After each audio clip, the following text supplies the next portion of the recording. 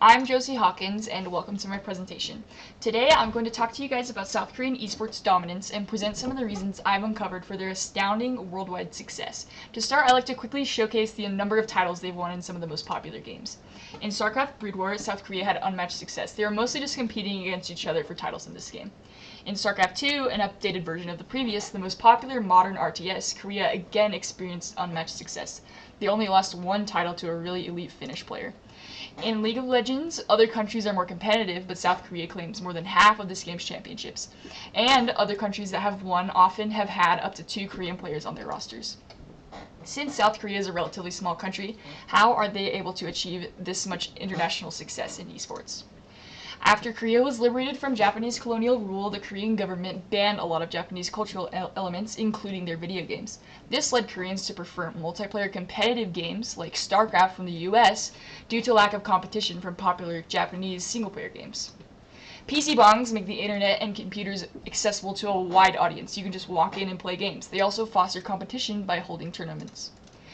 Korea is the first place to broadcast esports. Seoul hosted the first Olympic Cyber Games, or no, just the World Cyber Games in 2001. It's an Olympics for computer games, and broadcasted it on cable TV. A quote shown here is from an aspiring esports pro. Here it says he sleeps only 3 hours a day and uses a brace on his wrist to lessen the pain from excessive gaming. Korea exhibits an all-work, no-play culture.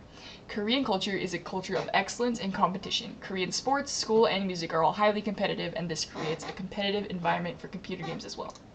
Their skill is best demonstrated in their play, and I'll show a quick example here. This is the most famous esports pro of all time, Lee Sang-hyuk, known as Faker in-game.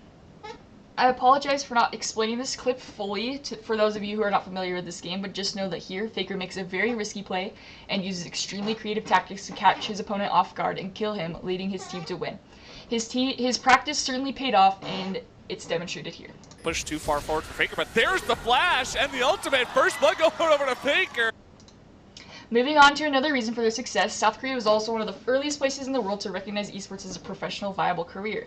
They are not nerds in Korea, they are idols. Monetization of esports allowed for it to become lucrative as well. Kia, SK Telecom, Samsung, and Nongshim are just a few of the companies that provide huge amounts of money to their esports teams. Esports are everywhere. They're popular in Korea, is massive, and they have one of the highest PC game play rates per capita. To wrap everything up, these are the reasons why Korea is the capital of esports. And thank you again so much for watching my presentation. I hope you have a wonderful day and good luck with your finals. Thank you.